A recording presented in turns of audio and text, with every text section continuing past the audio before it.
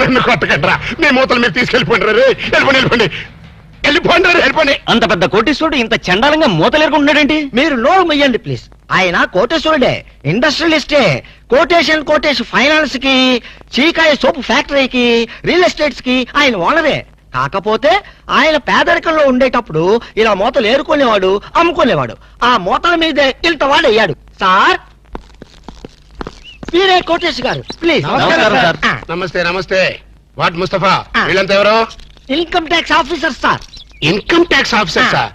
వీళ్ళని చూస్తుంటే instalment basis లో రోల్డ్ గోల్డ్ సామాన్లు అమ్ముకునే వాళ్ళగా ఉన్నారు. ఇన్కమ్ ట్యాక్స్ ఆఫీసర్స్ కదా, అట్మాస్ఫియర్ బట్టి, ఏరియాని బట్టి అలా తయారై వస్తుంటారనమాట. అయినా మన సైడ్ నుంచి ఏం ప్రాబ్లం లేదే, ఎందుకే టెంట పడుతున్నారు? మీలాంటి క్లీన్ పర్సన్ ని ఓసారి చూడాలనిపించింది సార్. ఎలా ఉన్నప్పుడా? వజ్రం నేల మీద ఉన్నా, గాల్లో ఉన్నా వజ్రం వజ్రమే సార్. మూత నేల మీద ఉన్నా, సీసా మీద ఉన్నా మూత వాల్యూ మూతదే నాయనా.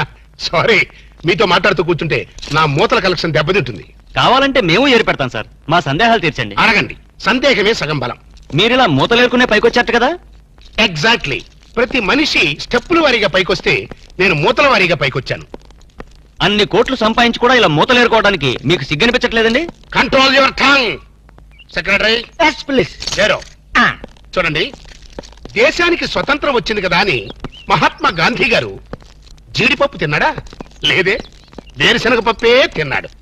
ఖద్దరే కంటిన్యూ చేశాడు గాని జీన్స్ కి షిఫ్ట్ అయ్యాడా? లేదే. అలాగే నేను కూడా. ఈ దేశానికి గాంధీ గారు సీసా అయితే ఆ సీసాకి మూతని నేను. అంత గొప్పవాళ్ళు కావటానికి కేవలం ఈ మూతలేరుకోవడం ఒక్కటే కారణం అంటారా? ఇంకోటి కూడా ఉంది. ఏమిటి సార్ అది? అయ్యిందా లేదా? ఊరుకోండి సార్, ఏంటా బూతు మాటలు? మరి అదే ఎక్స్ట్రా మాటలంటే. అయ్యిందా లేదా అనేదే కనుక భూతు పదం అయితే అహింస పరమో ధర్మః అది కూడా భూతుమాటే అవుతుంది. ఎందుకంటే కష్టమైనా నష్టమైనా పట్టుదలతో నువ్వు చేసినటువంటి కృషి సక్సెస్ అయ్యిందా లేదా? ఎన్నో ఊహలతో ఆశయాలతో నువ్వు వేసుకున్న పథకాలు విజయవంతం అయ్యిందా లేదా అని అడుగుతాం కదా. అంటే అర్థం చేసుకునే వాళ్ళకి ఈ పదం అర్థవంతంగా వినిపిస్తుంది. సమ్ టైమ్స్ భూతు పదంలాగా కూడా వినిపిస్తుందో. సారీ సార్, మీరు చివాట్లు పెట్టడం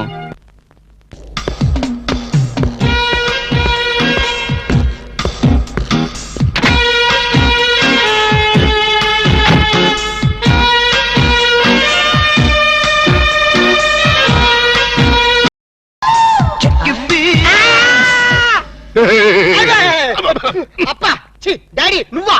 నేనే. నువ్వైతే మాత్రం పొద్దున పెంపుడు కుక్కలాగా చెవు నాగాలా?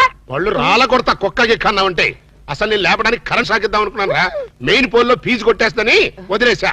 ఏనా తెల్లారిన దున్నపోతులా పడుకున్నావు? రాత్రి తమరు ఏమైనా మిడ్ నైట్ మసాలా చూసి కలగంటున్నారా? అవే సీన్లు. కల అంటే కలయప్ప, అదో పెద్ద ట్రాజడీ కలప్ప. నీ ట్రాజడీ ఎవరికి కావాలరా? నా ట్రాజడీ ఎవరికి చెప్పుకోను? మీ నాయనమ్మ అదే మనీషా కొయిరాల అరగంటకు సరి గంట కొట్టి నా మనవడికి పెళ్లి చూపులు అయ్యిందా లేదా, పెళ్లి ఖాయం అయ్యిందా లేదా అని వెస్టర్న్ మ్యూజిక్ వాయిస్తుంది. అబ్బా అబ్బా పెళ్ళి అప్ప, నా పెళ్లికి అప్పుడే తొందరగా వచ్చిందప్పా. నీ పెళ్లికి తొందర కాదు నాన్న, మీ నాయనమ్మకి పోయే కాలం వచ్చింది. ఇవాళ 14 మంది ఆడపిల్లల ఫోటోలు తెచ్చాను. అందులో ఒక దాన్ని సెలెక్ట్ చేసుకుని పెళ్లి చేసుకో. లేకపోతే ఈ సంవత్సరం కాదు కదా, నీకు ఈ జన్మలో కూడా పెళ్లి కాదు. అప్పా అంత మాట తప్ప, నాకు కామన్ గర్ల్స్ ఎవరు నచ్చడం లేదు. ఏ కొంపదీసి ఏబీసీ కార్పొరేషన్ వాళ్ళు సెలెక్ట్ చేసిన ప్రపంచ సుందరిని సెలెక్ట్ చేసుకున్నావా? లేదప్పా, నాకు రోజు కల్లో ఒక అమ్మాయి వస్తుంది. అమ్మాయా? అవునప్పా, నన్ను పండుగ రాత్రి చేస్తుంది. నర్మాయి కల్లో చెచ్చేటివేట్రా? అవునప్పా, కళ్ళు మూసినా కళ్ళు తెరిచినా ఆ స్వీటీ బ్యూటీనే. ఎవరా బ్యూటీ? నాకే తెలీదప్పా. తెలియకుండా నేను అభిమానించాను, ఆరాధించాను, మనస్ఫూర్తిగా ప్రేమించాను. నానా ఆ చివరి ముక్కు ఇంకొకసారి కొయ్యి. మనస్ఫూర్తిగా ప్రేమించాను.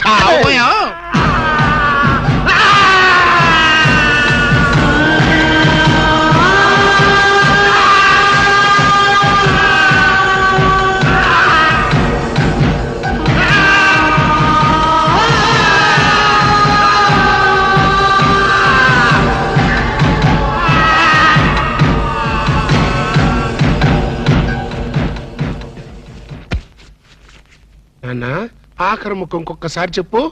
నేను కల్లో ఒక అమ్మాయిని ప్రేమించండి. ఇంకోసారి చెప్పు. నేను కల్లో ఒక అమ్మాయిని. అంతే.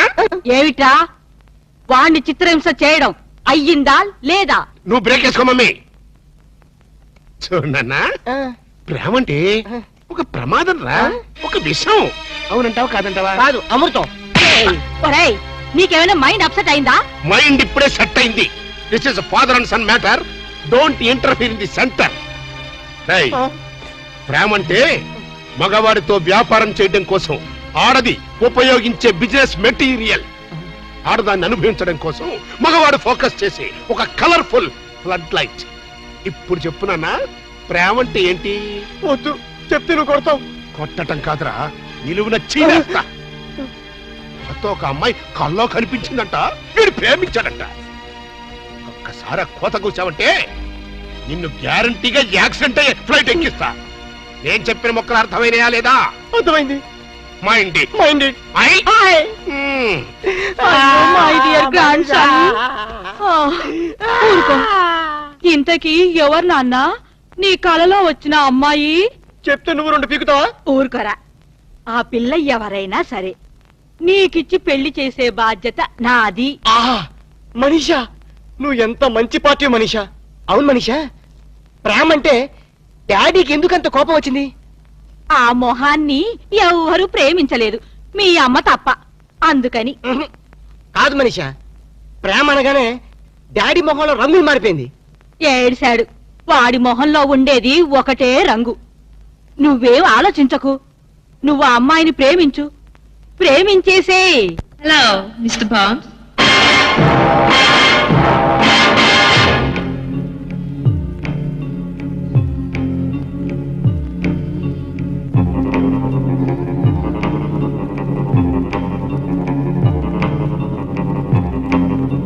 Welcome mister bond.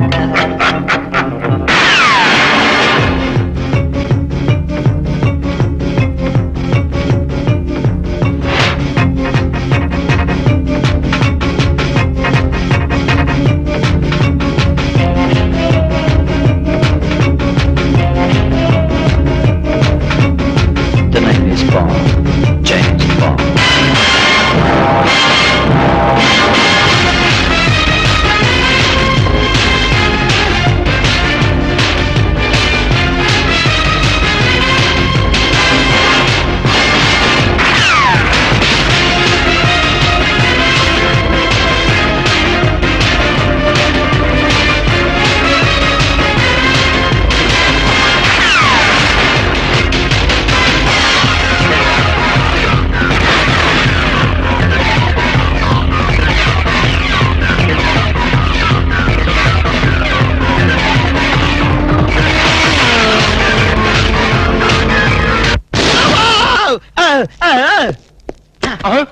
ఒరే జేమ్స్, నువ్వా?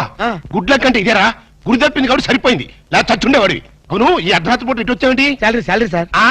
శాలరీ కోసం మాత్రం ఎంత రిస్క్ తీసుకుంటావు, కానీ దేనికోసం శాలరీ తీసుకుంటున్నావో ఆ పని మాత్రం చెయ్యవు.